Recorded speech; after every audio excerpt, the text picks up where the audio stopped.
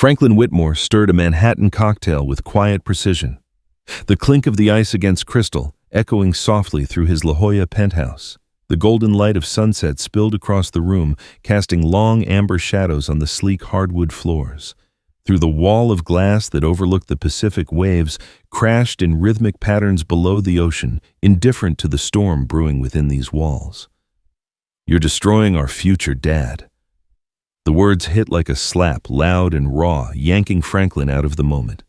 He glanced up from the bar cart to see Rick, his only son, standing rigid near the window, his hands clenched at his sides. Maggie sat nearby, poised on the edge of the leather sofa, legs crossed, notepad balanced delicately in her lap, like it was just another business meeting. Franklin exhaled slowly, picked up the finished cocktail, and extended it toward Rick. "Your usual," he said calmly. Rick took the glass, though his hand trembled slightly. His face was flushed not from alcohol, but from a barely restrained fury.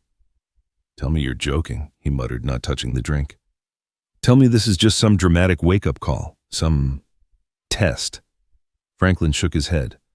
"No test. It's happening. The paperwork is in progress. By this time next week, Whitmore Systems will belong to Grantel Corporation."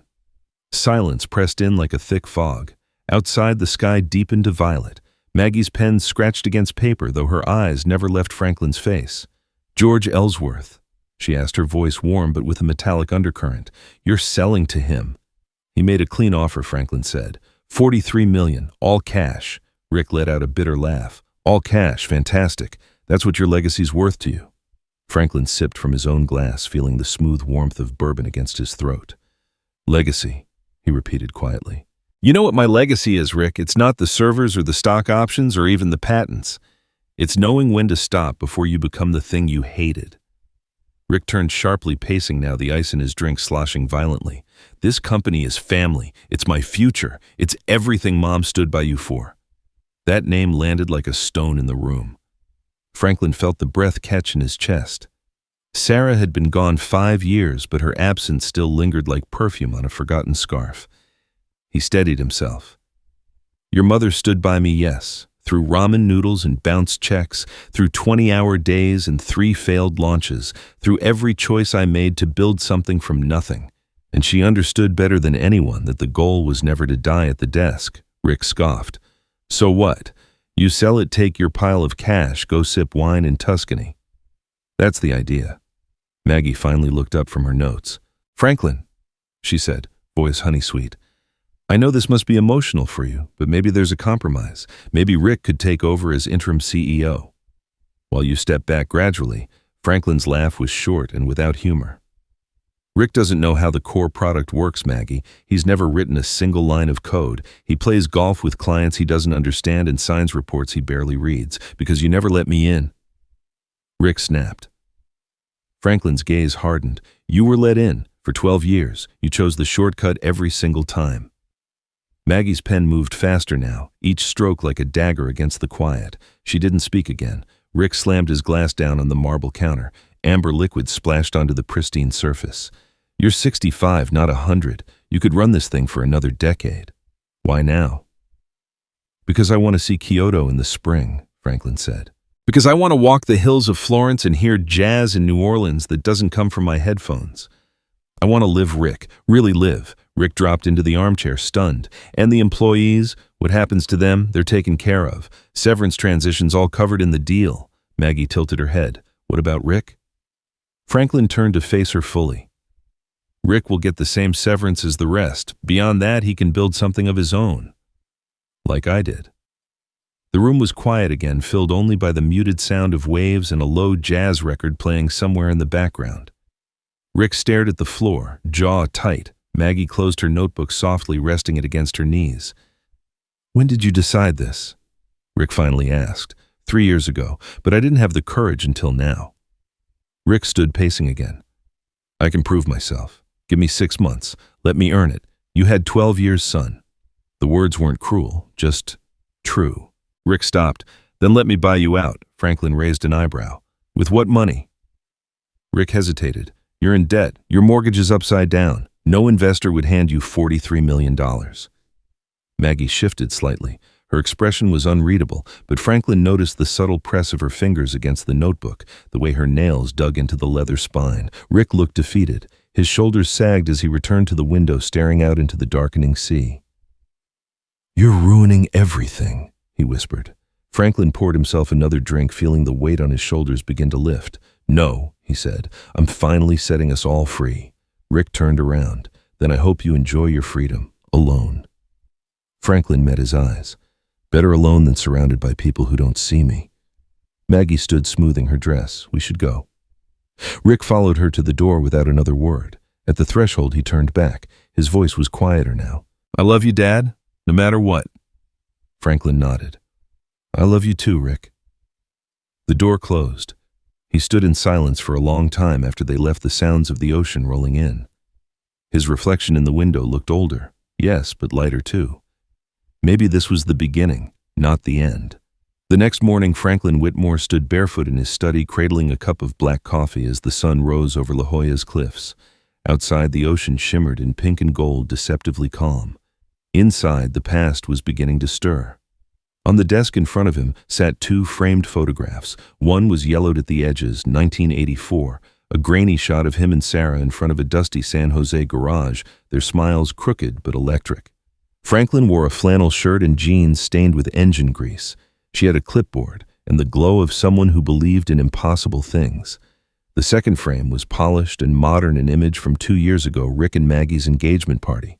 Everyone looked the part. Rick in tailored navy, Maggie in a cream silk dress, hand on Rick's chest, eyes cool and unreadable. Franklin remembered the toast she gave, how perfect it had sounded. Too perfect. He set the coffee down and picked up the phone. It was time to finalize things. "Good morning, Mr. Whitmore," came the crisp voice of George Ellsworth's assistant. "Mr. Ellsworth is ready to confirm next steps." "Let's schedule the signing for Wednesday," Franklin said. "I'd like it wrapped before month's end." There was a brief pause. "Understood. I'll have the updated documents sent over this afternoon." Franklin thanked her and hung up. He didn't feel relief, not yet, but there was a kind of forward momentum now, a quiet sense that something inevitable was unfolding and his part was almost complete. Later that afternoon, Rick and Maggie sat across from each other at a small cafe near Windansea Beach. The cafe was popular with locals, organic teas, minimalist wood furniture, overpriced scones. Maggie tapped her manicured nail against a ceramic cup, staring at the foam heart floating in her cappuccino. "He's really going through with it," Rick said, voice low and flat. "No turning back." Maggie didn't look up. "You pushed him. I was angry. I didn't think he'd actually shut the door on me." She finally raised her eyes. "Franklin's not like other men, Rick. He's been waiting for a reason to leave that company. You just gave him permission." Rick slumped back in his chair. "So what now?" "I'm out." "Just nothing." "Not nothing," Maggie said, tapping the side of her notebook. "You're still his only child. That estate doesn't vanish with the sale." Rick frowned. "He's not dying, Maggie." "No," she said, voice silk smooth. "But stress takes its toll. He's 70 soon. He's 65. Same thing." Rick looked around nervously. "This is insane." Maggie leaned in. "Insane is being left out of $43 million. Rick didn't answer. She flipped open her notebook and scribbled something, quickly shielding it with her palm. Rick tried to peek, but she snapped it shut just as quickly. "What are you writing?" "Options." Back at the penthouse, Franklin was working through a file folder of old company records, not because he had to, just have it. He paused at an old email thread between him and Sarah about early payroll. Back then, every cent counted. Every risk mattered.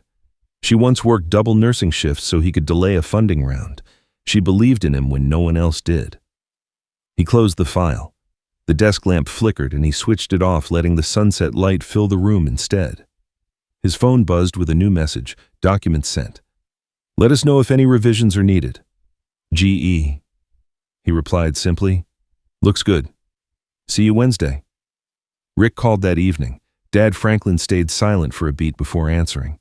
"Yes, I wanted to say sorry for last night." Franklin walked toward the window, looking down at the waves below. "All right, I mean it. I shouldn't have reacted like that. I was just caught off guard." Franklin didn't say anything. "Look," Rick continued, "Maggie and I would still love to celebrate with you when it's all done. Maybe dinner. Bella Vista." Franklin raised an eyebrow. That fancy place up the coast? They have a new chef, Parkside Terrace View. It'll be special. Franklin hesitated. All right, Thursday night. Great. 8 o'clock, I'll make the reservation. After they hung up, Franklin sat at his writing desk. He pulled out a small notebook of his own, not digital, not typed, just old-fashioned ink on paper. At the top of the page, he wrote, "Places I've always meant to see Kyoto in cherry blossom season. The fjords of Norway. The jazz bars in New Orleans. That cafe Sarah always talked about in Paris. Patagonia just because." He paused, pen hovering, then added, "Anywhere that feels like peace." He smiled faintly. The next day, while walking through Seaport Village, Franklin passed a florist arranging pots out front. Something caught his eye, a single potted lavender shrub, full bloom, its scent already dancing in the ocean breeze. "Nice plant," he said to the woman tending it. "Strong and sensitive," she replied, smiling.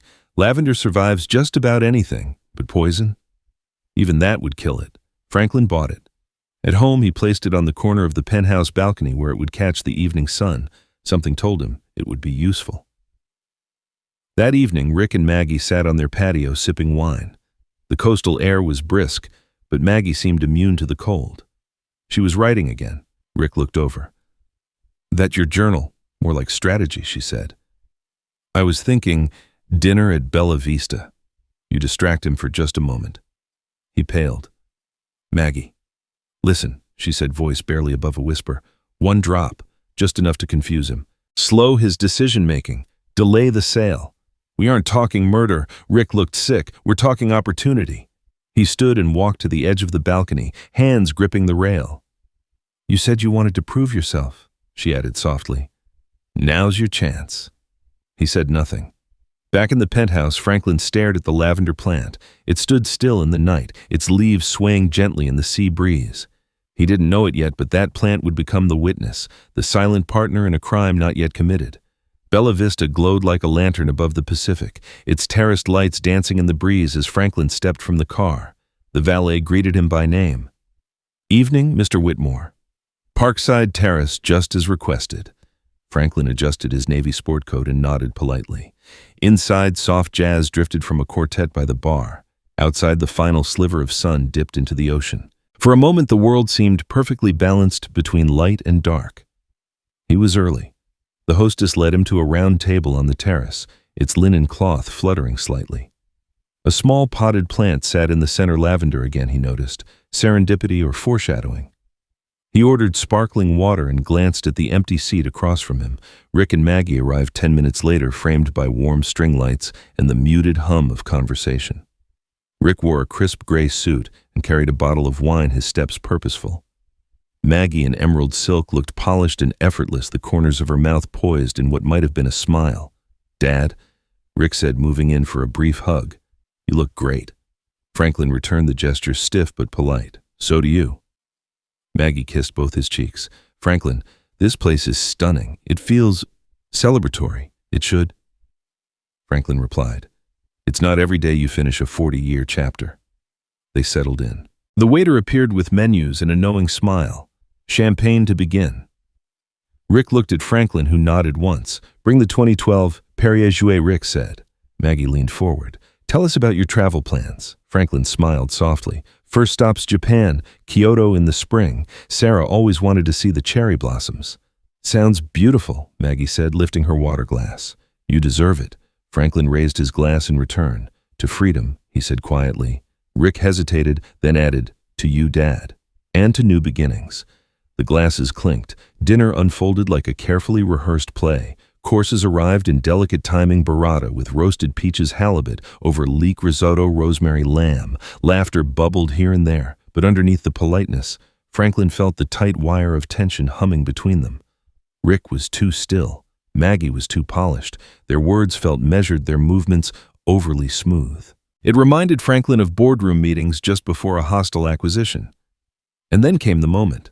While Franklin turned to watch the jazz quartet's rendition of "Someone to Watch Over Me," a man in a dark suit appeared at his elbow. "Excuse me for the interruption, sir," he said in a low voice. "Name's Tommy. I'm with security."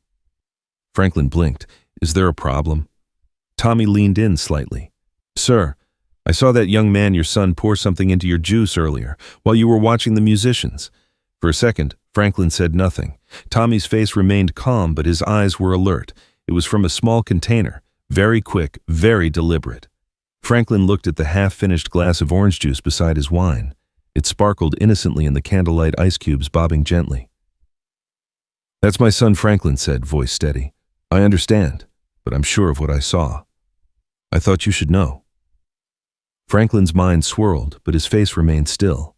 "Thank you, I'll handle it. Would you like me to call anyone?" "No," Franklin said quickly. "Just stay close." Tommy nodded and disappeared into the shadows near the terrace rail.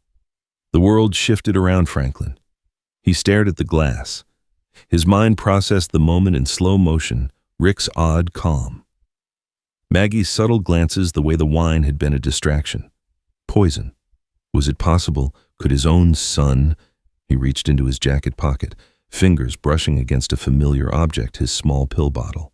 It had held heart medication for years, mostly unused. With a controlled motion, he opened it under the table.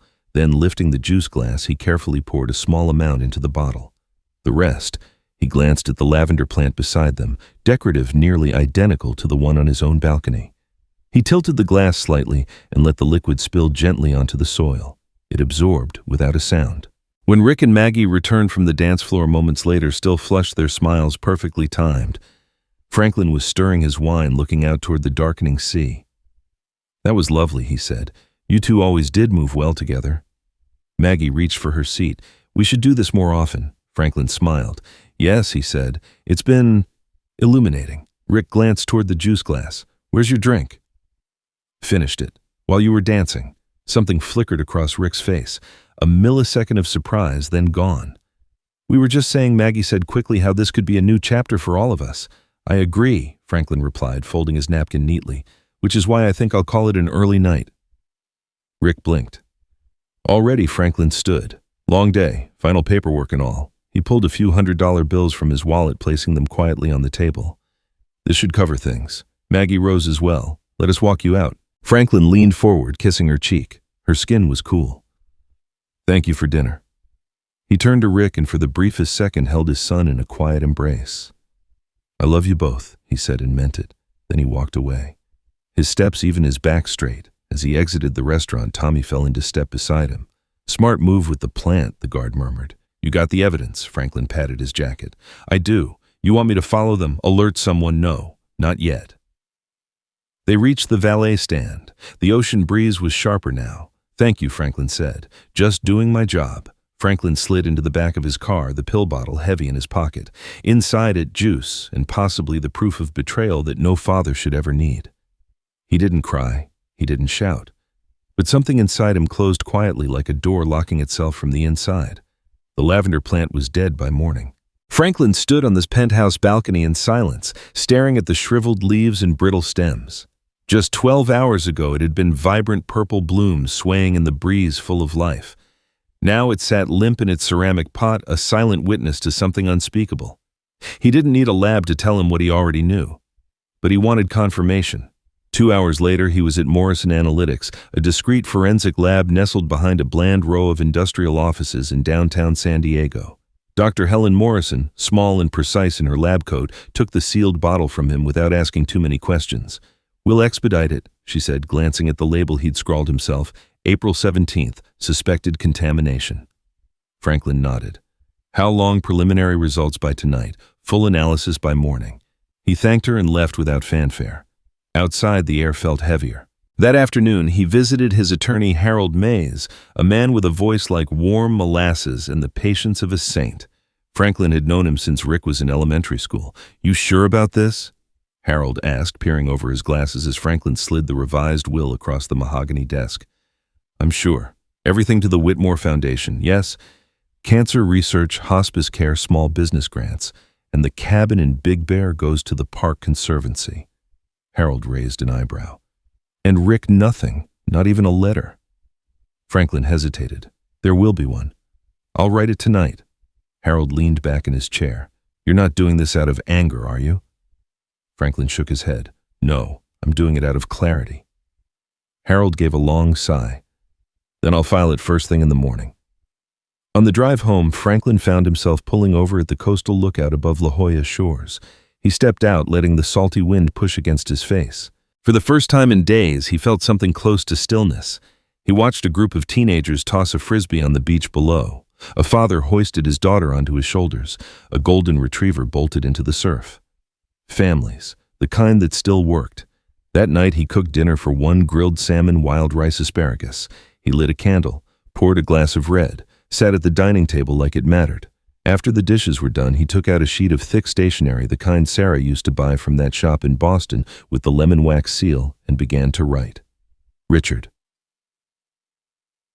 You were born on a cold January morning. I remember the nurse putting you in my arms, and I thought, I'm going to protect this child from everything. Somewhere along the way, I stopped doing that. Maybe I thought protection meant providing. Maybe I confused love with legacy. I don't know when things broke between us. Maybe it was 1,000 small cracks.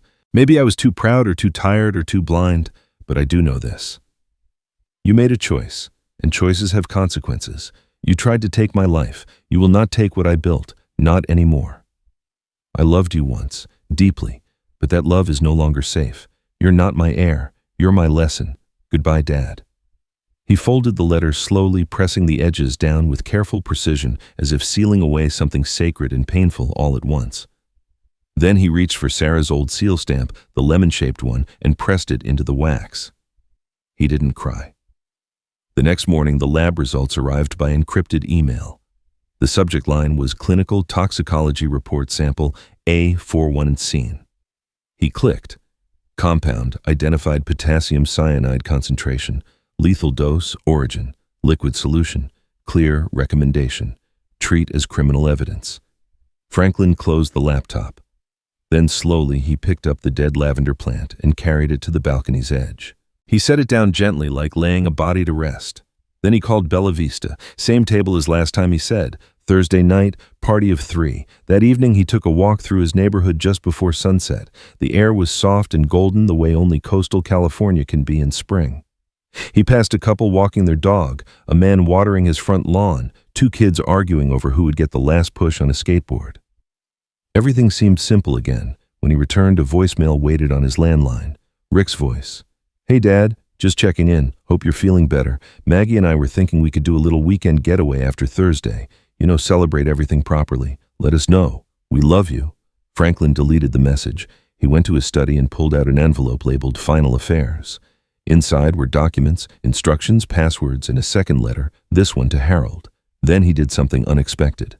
He booked a flight to Tokyo for the following Monday, one way. That night he stood on the balcony under the stars holding a tumbler of scotch, watching the lights of the city flicker like distant campfires. His hands felt steady. His heart did not race. The storm had passed. What remained was clarity. Thursday would come, and with it, the end of pretending. Bella Vista looked the same, but everything had changed. The string lights still glowed above the terrace. The maitre d' still offered a rehearsed smile. The same quartet played soft jazz near the bar, weaving golden notes through the evening air. But to Franklin, the place felt like a courtroom now, a stage, and tonight he was both judge and executioner. Your usual table, Mr. Whitaker Giuseppe said, leading him past murmuring diners and clinking glasses. The table sat in the corner, just as before, half shade, half open to the view of La Jolla Cove. But now the lavender plant beside it was brown and shriveled, its brittle leaves curled like paper in a fire. Perfect. Franklin sat down, adjusting his silver cufflinks with slow deliberation. He placed a sealed envelope beside his water glass, weighted with a silver paperweight, a silent sentence waiting to be delivered. At 8:13, Rick and Maggie arrived. They came arm in arm, laughing at something she'd whispered. Rick wore a navy suit, Maggie a sleek red dress. They looked every bit the golden couple, young, radiant, on top of the world. Franklin watched them without blinking. Dad, Rick said brightly, stepping forward. You look great, Maggie kissed his cheek. We're so glad you're feeling better. We were so worried. Franklin gestured to their seats. Have a seat. Let's enjoy the evening. They sat, menus open like fans in their hands. Small talk followed. The food, the weather. Rick mentioned a friend opening a startup. Maggie asked about travel plans. Franklin answered each question calmly, smiling occasionally, letting them think they'd won. Until dessert menus appeared. He leaned back in his chair. It's interesting, he said quietly, what poison can do to living things. Rick blinked. What Franklin gestured toward the lavender plant. I watered that plant Tuesday night, he continued, with orange juice. The same one I was about to drink. Look at it now. Their eyes turned to the withered plant. Rick frowned. Maggie tilted her head, but her smile faltered. Dad, I didn't drink it, Franklin said, cutting him off. Mike, the security guard, warned me. He saw you, Rick. Saw you pour something into my glass. The air thickened. Rick's jaw dropped slightly. Maggie's lips parted, but no sound came. Franklin reached for the envelope. This is a letter, he said, detailing everything. Witness statement, toxicology report. My lawyer has a copy. The lab confirmed potassium cyanide, lethal dosage. Rick's face drained of color. Dad, wait. This is an accusation, Franklin finished. No, it's a sentence. I'm not calling the police. I won't ruin my name with a court trial, but I will ruin your future. He slid the envelope across the table. Rick stared at it like it might explode. You're out of the will, both of you. Everything goes to medical research. You inherit nothing. Not the company, not the accounts, not the house. Maggie's voice cracked. You can't just erase us?